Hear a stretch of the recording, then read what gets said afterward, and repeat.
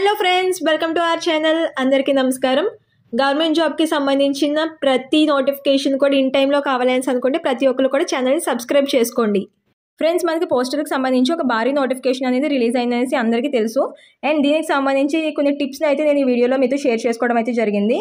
And ఎలా అయితే apply చేస్తే మీకు జాబ్ వస్తుంది, అలాగే ఎంత కట్ ఆఫ్ ఉంటుంది, ఆ ఎంత కట్ ఆఫ్ని బట్టి మీకు జాబ్ వచ్చే అవకాశాలు ఉంటాయి, అలాగే ఏ ఏ స్టేట్స్కి ఎలా ఉంటుంది కట్ ఆఫ్ అనేసి ఇలా మీకు ప్రతిదీ కూడా క్లియర్గా మెన్షన్ చేసి మీకు ఇన్ఫర్మేషన్ అయితే ఇవ్వడం జరిగిందనమాట. అండ్ ఆఫర్ లెటర్ అనేది ఎలా వస్తుంది, అలాగే షార్ట్ లిస్ట్ ఎలా చేస్తారు, వీటికి సంబంధించి మీకు కంప్లీట్గా ఇన్ఫర్మేషన్ అంతా కూడా నేను ఈ వీడియోలో చెప్పడం అయితే జరిగింది. అండ్ మిగిలిన ఇంకా ఎవరైతే అప్లై చేసుకోలేని వాళ్ళు ఉన్నారో వాళ్ళు కూడా అప్లై చేసుకునే విధంగా ప్రతి ఒక్కటి కూడా నేను స్టెప్ వైజ్ అనేది మీకు వివరించడం అయితే జరిగిందనమాట. సో ప్రతి ఒక్కరు లాస్ట్ వరకు కూడా చూసి ఎవరైతే అప్లై చేసుకోలేని వాళ్ళు ఉన్నారో, అండ్ మెయిన్గా ఫీమేల్ క్యాండిడేట్స్ వాళ్ళందరికీ ఫ్రీ కాబట్టి ఎవరైతే అప్లై చేసుకోలేని ఉన్నారో వాళ్ళందరూ కూడా ఆన్లైన్లోనే నేను చెప్పిన ఈ ఒక్క వీడియో చూస్తే అప్లై చేసేసుకోవచ్చు అనమాట. సో చూసి ప్రతి ఒక్కరు కూడా అప్లై చేసుకునేదానికి ట్రై అయితే చేయండి.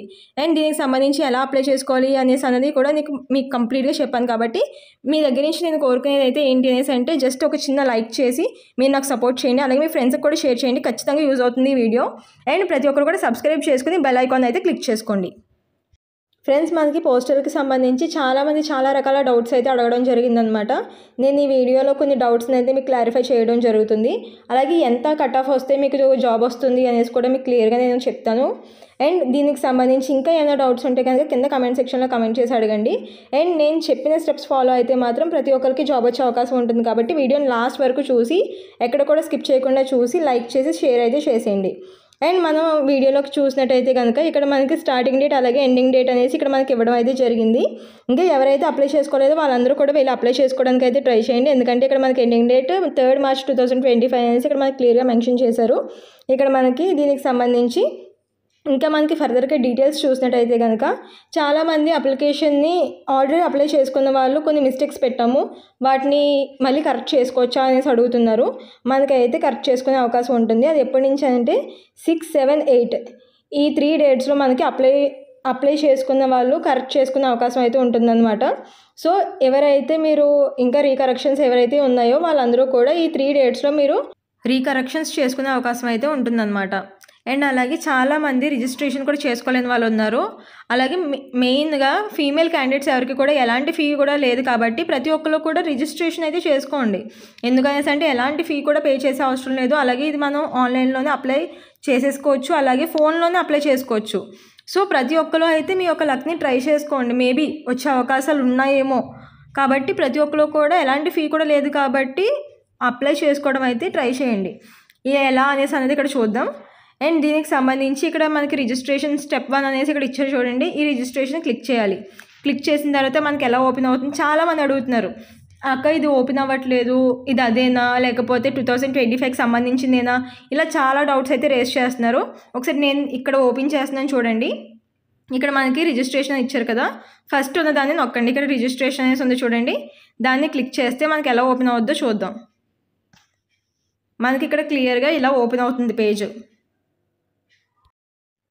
క్లిక్ చేసిన తర్వాత మనకి క్లియర్గా ఇలా ఓపెన్ అవుతుంది అన్నమాట పేజ్. ఇలా ఓపెన్ అయిన తర్వాత ఇక్కడ చూడండి మీకు మొబైల్ నెంబరు, ఈమెయిల్ అడ్రస్ ఇలా చాలా ఇక్కడ మీ డీటెయిల్స్ అన్నీ కూడా ఇక్కడ ఫిల్ చేయమని ఇస్తుంది. అండ్ ఇక్కడ వెరిఫై మొబైల్ నెంబర్ అలాగే ఇక్కడ వెరిఫై ఈమెయిల్ అడ్రస్ అనేసి కూడా ఇస్తుంది. సో దీన్నంతా కూడా చేసిన తర్వాత ఇక్కడ క్యాప్చా ఎంటర్ చేసి సబ్మిట్ క్లిక్ చేస్తే సరిపోతుంది అనమాట. అండ్ ఇది ఖచ్చితంగా అందరికీ ఓపెన్ అవుతుంది. కొన్నిసార్లు వెబ్సైట్ ఒకవేళ అవ్వట్లేదు అనేసి అనుకుంటే కనుక మీరు కొంచెం టైం తీసుకుని మళ్ళీ తర్వాత ఓపెన్ చేయండి. ఎందుకనేసి అంటే ఇది ఖచ్చితంగా అవుతుంది. చాలామందికి అవ్వట్లేదు అని చెప్తున్నారు అండ్ చాలామందికి అయ్యింది అని కూడా చెప్తున్నారు. సో మీరు ఒకసారి చెక్ చేసుకోండి. మీ నెట్ కానీ లేదు అనేసి అంటే మీ వెబ్సైట్ కరెక్ట్ వెబ్సైటే చూస్తున్నారు ఇదంతా కూడా ఒకసారి చెక్ చేసుకోండి. కింద నేను డిస్క్రిప్షన్లో ఇచ్చిన లింక్ని బట్టి మీరు క్లిక్ చేసుకుని వెళ్తే కరెక్ట్ వెబ్సైట్లోకి వెళ్తారు. సో దాన్ని బట్టి మీరు అప్లై చేసుకునే ప్రయత్నం అయితే చేయండి. అండ్ దీనికి సంబంధించి ఇక్కడ మీరు మీ డీటెయిల్స్ అన్నీ కూడా సబ్మిట్ చేయండి.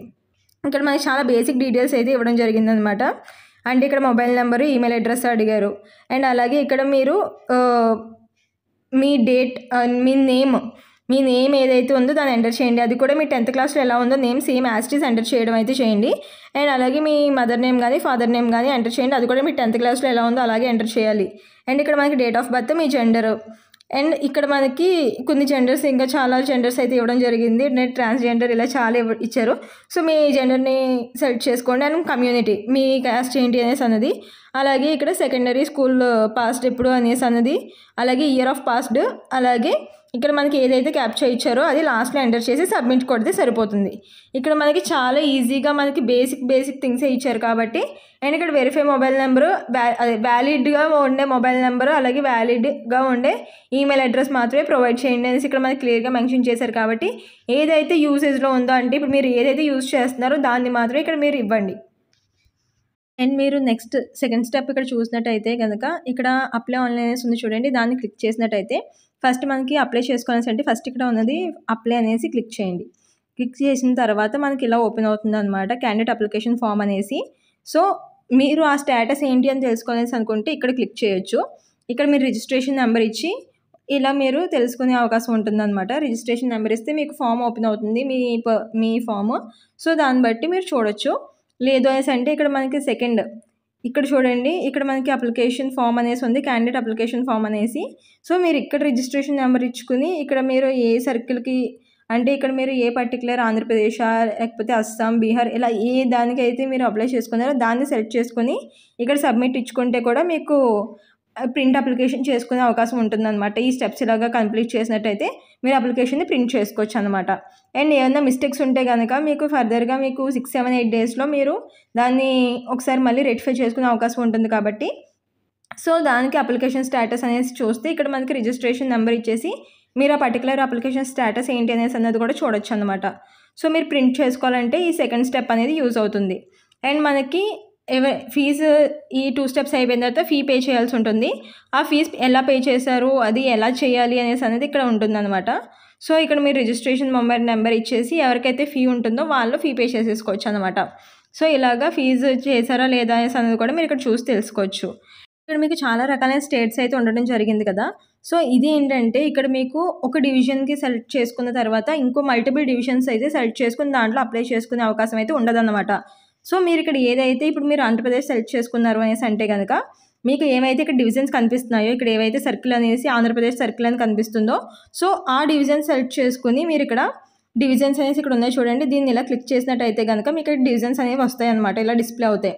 సో మీరు ఒకసారి నోటిఫికేషన్ చెక్ చేసుకుని ఆ నోటిఫికేషన్లో ఎక్కడైతే ఎక్కువగా మీకు క్యాస్ట్కి సంబంధించి వేకెన్సీస్ ఉన్నాయి అనేసి అనుకుంటే ఆ పర్టికులర్ ప్లేస్కి, ఆ పర్టికులర్ డివిజన్కి మీరు పెట్టినట్టయితే కనుక మీకు జాబ్ వచ్చే అవకాశాలు ఎక్కువ ఉంటాయి.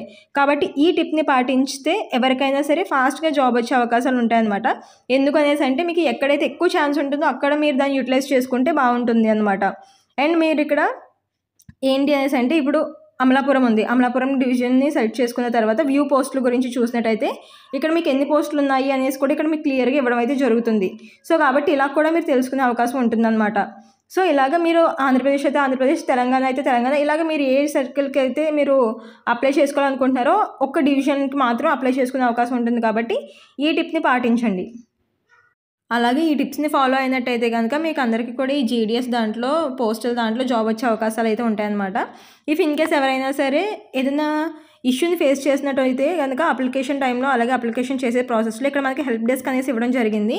సో దీన్ని క్లిక్ చేసి ఇక్కడ మీరు ఏ సర్కిల్కి అయితే అప్లై చేస్తున్నారు అనేసి ఇచ్చినట్టయితే కనుక మీకు వాళ్ళు ఇప్పుడు ఇక్కడ ఆంధ్రప్రదేశ్ సర్కిల్కి సంబంధించి అయితే కనుక మీకు ఇలాగా మీ ఈమెయిల్ అడ్రస్ అవన్నీ కూడా ఇక్కడ కాంటాక్ట్ నెంబర్ ఉంటుంది. అంటే మీరు అనంతపూర్కి సంబంధించి ఏమన్నా ఫేస్ చేస్తున్నట్టయితే కనుక ప్రాబ్లం ఇక్కడ ఇచ్చింది, అనంతపూర్ పక్కన అమలాపురం పక్కన ఇచ్చింది, లేకపోతే అనంతపురం పక్కన ఇచ్చింది, ఈ నెంబర్స్ ఉన్నాయి చూడండి, ఈ పర్టికులర్ నెంబర్స్కి కానీ లేకపోతే పక్కన ఇచ్చిన ఈమెయిల్కి కానీ మీరు మెసేజ్ చేసి మీ ప్రాబ్లం ఏంటి అనేసి అనేది, లేకపోతే ఫోన్ చేసి మీ ప్రాబ్లం ఏంటి అనేది చెప్పే అవకాశం ఉంటుందన్నమాట.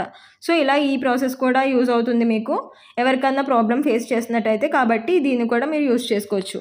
దీనికి సంబంధించి ఇక్కడ మనకి ఇక్కడ ఇచ్చిన వేరే స్టేట్స్కి సంబంధించి ఎలా కట్ ఆఫ్ ఉంటుంది అనేసి అంటే కనుక మీకు ఫస్ట్ ఆంధ్రప్రదేశ్కి అలాగే మనకి తెలంగాణకి దీనికి సంబంధించి కట్ ఆఫ్ గురించి చూసినట్టయితే కనుక మనకి 94% ఎవరికైతే ఉంటుందో వాళ్ళైతే హోప్స్ పెట్టుకునే అవకాశం ఉంటుందన్నమాట. 94% వరకు కూడా మనకి కట్ ఆఫ్ తీసే అవకాశం ఉంటుంది. కాబట్టి వాళ్ళు 94% వరకు ఉన్న వాళ్ళు ఎవరైనా సరే మంచిగా హోప్స్ పెట్టుకోవచ్చు. అండ్ ఇంకొక టిప్ ఏంటి అనేసి అంటే కనుక మీకు తక్కువ ఉందనుకోండి, మీకు ఇప్పుడు ఒక 89% కానీ లేదా అంటే 90% కానీ ఉందనుకోండి మీకు 10th క్లాస్ మార్క్స్, సో అప్పుడు మీరు ఏంటంటే మీరు వేరే స్టేట్కి అప్లై చేసుకున్నారనుకోండి, మీకు అక్కడ చాలా తక్కువ కట్ ఆఫ్ ఉంటుంది. అంటే మీకు ఒక 89% వచ్చినా సరే మీకు అక్కడ జాబ్ వచ్చే అవకాశం ఉంటుందన్నమాట. మీరు అక్కడ 89% వచ్చినా సరే మీరు హోప్ పెట్టుకోవచ్చు. సో కాబట్టి ఎవరికైతే ఖచ్చితంగా జాబ్ కావాలనుకుంటున్నారో వాళ్ళు వేరే స్టేట్కి అప్లై చేసుకుంటే మీకు గమ్మున ఈజీగా జాబ్ వచ్చే అవకాశం ఉంటుంది. లేదు మాకు మా స్టేట్లోనే కావాలి అనుకుంటే కనుక మంచి మార్క్స్ వచ్చిన వాళ్ళు, అంటే 94% లేకపోతే 95% వచ్చిన వాళ్ళు ఎవరైనా సరే మీరు పెట్టుకోవచ్చు అనమాట. అండ్ ఉమెన్ క్యాండిడేట్స్కి అయితే ఎలాంటి ఫీజు కూడా లేదు కాబట్టి తక్కువ వచ్చినా సరే పర్సెంటేజ్ ఒకసారి మీరు లక్ని కూడా ట్రై చేసుకోండి. అండ్ దీంతో పాటు మీకు ఇంకొకటి ఏంటంటే ఇక్కడ మీకు ఏదైతే షార్ట్ లిస్ట్ ఇక్కడ మీకు 2024 షార్ట్ లిస్ట్ ఇచ్చారు చూడండి. సో దాని ప్రకారంగా మీకు ఈ కట్ ఆఫ్ అయితే నేను చెప్పడం జరుగుతుంది. సో ప్రీవియస్ ఉన్న దాన్ని బట్టే మీకు అక్కడ వరకు దాన్ని బట్టి కట్ ఆఫ్ అయితే చెప్తున్నాను అనమాట. అంటే ఇంకా మార్పులు చేర్పులు ఏమీ ఉండవు మ్యాక్సిమం, కాబట్టి ఆ కట్ ఆఫ్ని బట్టి మీరు చూడొచ్చు. అండ్ వేరే స్టేట్స్కి అయితే మాత్రం 90% కట్ ఆఫ్ లేకపోతే 89% కట్ ఆఫ్ ఉన్నా సరే సరిపోతుంది అనమాట. సో ఎవరైతే ఉన్నారో వాళ్ళు వేరే స్టేట్స్కి పెట్టుకునే ఛాన్స్ ఉంది, మేము వెళ్తాము అనేసి అంటే కనుక ఖచ్చితంగా దానికి కూడా ట్రై చేయొచ్చు. ఇంట్లోనే మనకి 2024 షార్ట్ లిస్ట్ కూడా ఇక్కడ ఇవ్వడం అయితే జరిగింది. ఇక్కడ మీరు ఏదైతే స్టేట్ ఉందో దాన్ని సెలెక్ట్ చేసుకొని ఇక్కడ మీరు షార్ట్ లిస్ట్ క్యాండిడేట్స్ గురించి కూడా లిస్టులు ఉన్నాయి. ఇక్కడ మనకి 1 2 3 4 అనేసి లిస్టులు ఉన్నాయి. దాన్ని బట్టి కూడా మీరు ఒకసారి చూసుకోవచ్చు అనమాట. ఎవరికన్నా కావాలని అనుకుంటే ఇది కూడా మీకు యూజ్ అవుతుంది ఇలా కూడా.